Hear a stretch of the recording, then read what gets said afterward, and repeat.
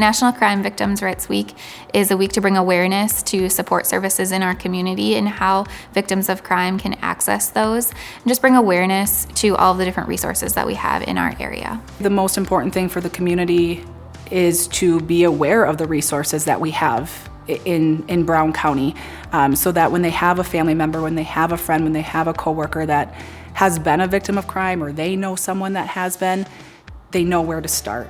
This week means that all those in our community who have been affected and impacted by crime know that they aren't alone, know that they are believed, and that there are people here who want to support them. It's not just domestic or family violence, and it's not just sexual assault, but those are very important things that we want to be able to get supports to survivors for.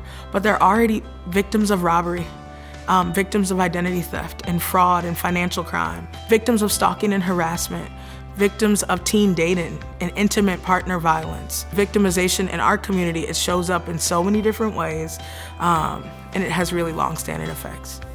It means that anyone who has been the victim of a crime should have the right to come forward, the rights to be treated with dignity, the right to be treated with respect. It's really about looking at the individual and from start to finish being there for them and supporting them with all the different resources we have. I think as an agency that provides services to victims, it's a time for us to be able to share our information, make the community aware of everything that we offer, and just make sure people know how to access us. Whether that's resources, whether that's people, whether that's counseling, it's really just what access they have to make sure we do that. And equity is opportunity.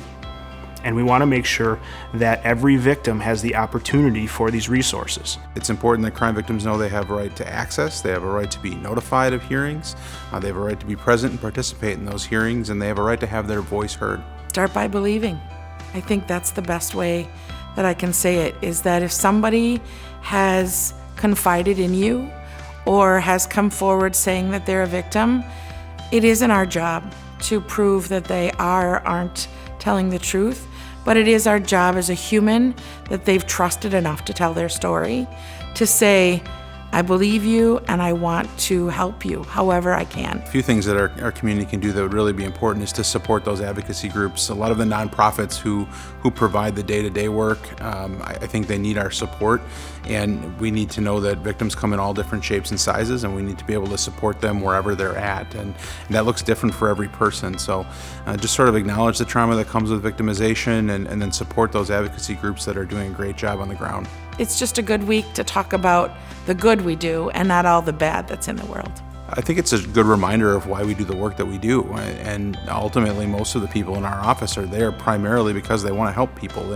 They want to help people navigate these difficult times in their life. They want to be there to keep our community safe and to get justice for those crime victims. So for us, it's really a reminder to focus on why we're there, why we're doing our jobs.